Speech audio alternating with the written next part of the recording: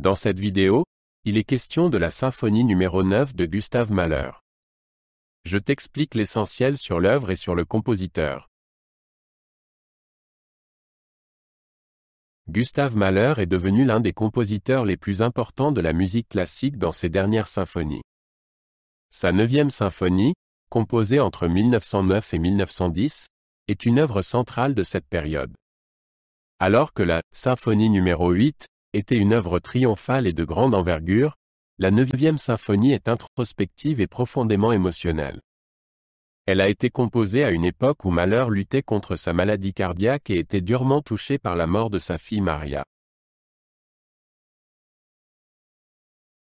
Mahler a écrit la symphonie numéro 9 durant l'été 1909 à Dobiaco, dans le Tyrol du Sud.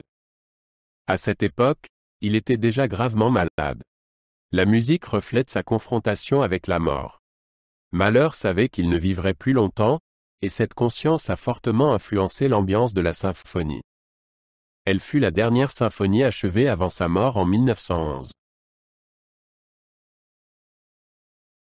La symphonie numéro 9 se compose de 4 mouvements.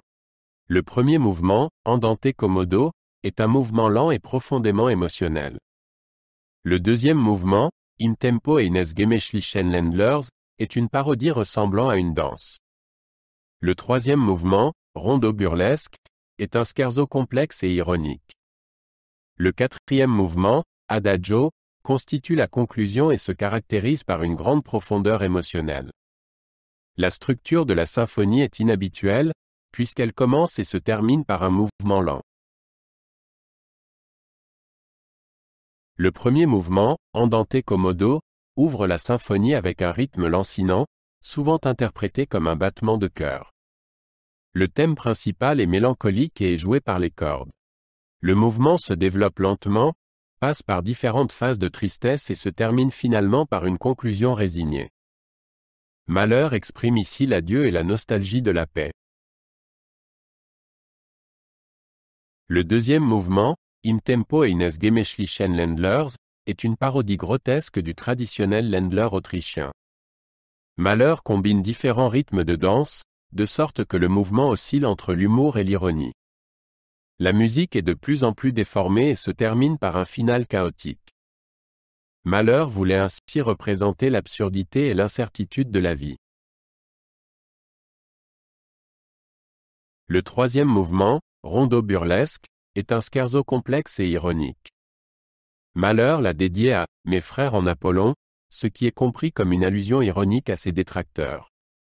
Le mouvement est rythmiquement exigeant et contient de brusques changements de tempo. La musique est souvent agressive et reflète la lutte de Mahler contre ses démons intérieurs. Le mouvement se termine par un climax dramatique. Le quatrième mouvement, Adagio, constitue la conclusion émouvante de la symphonie. Il commence par une mélodie délicate aux cordes et évolue lentement vers un point culminant émotionnel. La musique dégage un calme et une mélancolie profond. Mahler exprime ici son désir de paix et de rédemption. Le mouvement se termine par un lent et discret décrescendo qui ressemble à une expiration. La symphonie numéro 9 a une signification profondément symbolique. Elle traite de l'adieu, de la nostalgie et de la confrontation avec la mort. Le premier et le quatrième mouvement symbolisent l'adieu au monde, tandis que le deuxième et le troisième mouvement représentent l'incertitude et l'absurdité de la vie. Avec cette symphonie, Mahler voulait exprimer musicalement sa propre mortalité et le cycle de la vie. La première de la symphonie numéro 9 a eu lieu en 1912 à Vienne, un an après la mort de Mahler. Bruno Walter dirigea l'œuvre et les réactions furent écrasantes. Les critiques et le public louèrent la profondeur émotionnelle et la structure innovante de la symphonie. Aujourd'hui, la symphonie numéro 9 est considérée comme l'un des chefs-d'œuvre de la musique classique et est régulièrement jouée dans les salles de concert du monde entier.